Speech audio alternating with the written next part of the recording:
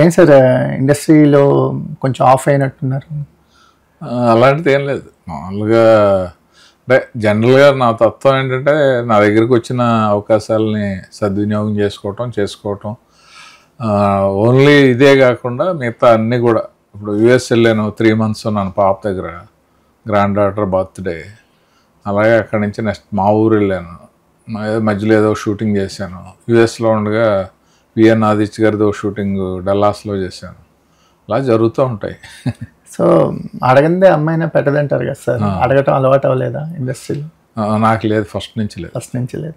ఎందుకంటే నేను already established డైరెక్టర్ని, డైరెక్టర్స్ అసోసియేషన్ ప్రెసిడెంట్ని. నేను తెలవని వాళ్ళు ఎవరు ఉండరు. అవకాశం ఉండి క్యారెక్టర్ ఉండి ఇవ్వాలని ఉంటే వాళ్ళే ఇస్తారు, మనం వెళ్ళి అడగాల్సిన. ఇంకోటి ఏంటంటే అడిగే పరిస్థితి కూడా మనకు లేదు, ఫైనాన్షియల్గా రీజనబుల్లీ వెల్ ఆఫ్. సో అడగకపోతే మనం ఏమైనా చేయకపోతే అనేది ఏమి ఉండదు. ఇండస్ట్రీలో ఏదో ఒక డైరెక్టర్స్తో కానీ లేకపోతే ఒక సర్కిల్ అనేది ఉండాలని చాలామంది అంటుంటారు, దాన్ని ఎంతవరకు బిలీవ్ చేస్తారు? అది లేదనుకుంటున్నారా మీరు? ఉంది మరి. అంటే క్వశ్చన్ ఏంటి అని, అంటే సర్కిల్ ఉండటం అవసరమా అనేది. అంటే ఒక గ్రూప్ ఆఫ్ మనం ఇష్టపడే పీపుల్ ఉంటారు ఆటోమేటిక్గా. నేను సురేష్లో ఉండేవాడిని, అప్పుడు సర్కిల్ ఉండేది. బయటకు వచ్చాం, ఫ్రెండ్స్ ఉంటారు. ఇక్కడ అంతా సర్కిల్ ఉంటే సర్కిల్ వాళ్ళు మన పెట్టేసి ఇంకొకరిని పెట్టేసి అలాగే ఉండదు కదా. మీకు ఇండస్ట్రీలో ఒక ఫస్ట్ మూవీతోనే ఒక బ్లాక్ బస్టర్ హిట్ అందుకున్నారు, తర్వాత కళ్యాణరామ్ గారిని ఇంట్రడ్యూస్ చేశారు.